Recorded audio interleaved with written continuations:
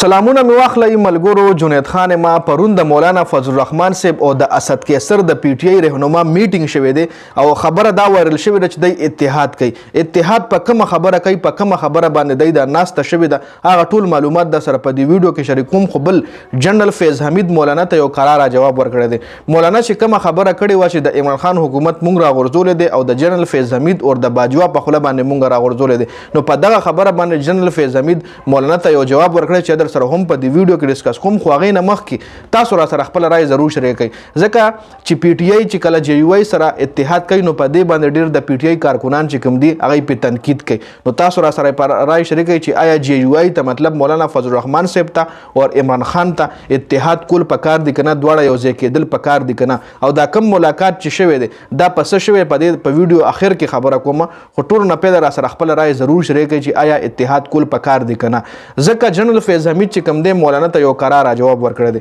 مولانا چې کومه خبره کړې و چې عمران خان حکومت مونږ راغورځولی دی او د جنرال فیض حمید او د باجوا په خوله مو راغورځولی دی، نو په هغې باندې جنرال فیض حمید مولانا ته دا جواب ورکړی چې توس د خپل سیاست بچ کېدو دپاره دا ډرامې کې دا دروغ وې، ته خپل سیاست چمکاوې، نو په هغې باندې ته دا خبرې کې. نو دا خبره دې ځای کې زم کوم چې آیا مولانا صاحب چې دا خبره اوس کوله نو دا خبره د مخکې ولې نه کوله چې اوس د اوټونه نشته یا اوس د مطلب حکومت داندلی شوی دی یا وټ ایور څه هم دي، نو اوس دا خبره ولې میدان ته راغله، دا خبره مخکې ولې میدان ته نه راتله؟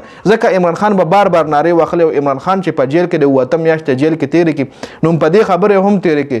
سایفر کیس چې کوم دی په سایفر کیس کې په عمران خان باندې سزا وخته، نو دا خبره هم د سایفر د کیس حصه ده. جی که دا خبره مولانا مخکې کړې وه نو سایفر کیس کې عمران خان ته لږه اساني ملاوېدی شوه.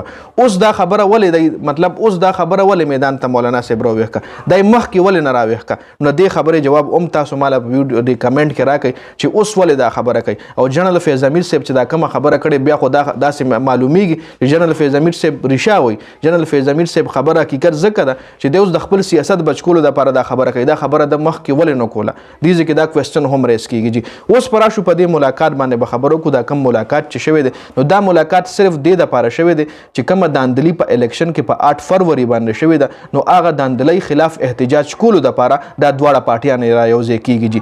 جے یو آی او عمران خان د اتحاد کول په دې وجه کوي چې هغه داندلۍ خلاف دی احتجاج وکړي، د حکومت جوړولو دپاره دی اتحاد نه کوي چې موږ به حکومت جوړو. فی الحال دا خبره ده چې د احتجاج دپاره دی را یوځای کېږي او احتجاج دپاره کېدی شي پی ټی آی ان پی سره هم را یوځای شي. څومره چې هم عمران خان ګوره جیل نه دا خبره اسد کیسر لکړې ده چې کومه پارټي هم وایي چې په الیکشن کې داندلي شوې ده، نو هغه پارټي ځان سره را یوځای کړه او ته احتجاج وکړه. نو اوس دا میټینګ شوې ده او دې میټینګ کې دا دی ډیسایډ کړی ده چې په 17 فروری باندې موږ احتجاج کوو، ملک گیر احتجاج، مطلب په ټول ملک کې موږ په 17 فروری باندې د داندلۍ خلاف احتجاج کوو چې په 8 فروری باندې په الیکشن کې یوه غټه داندلي شوې ده.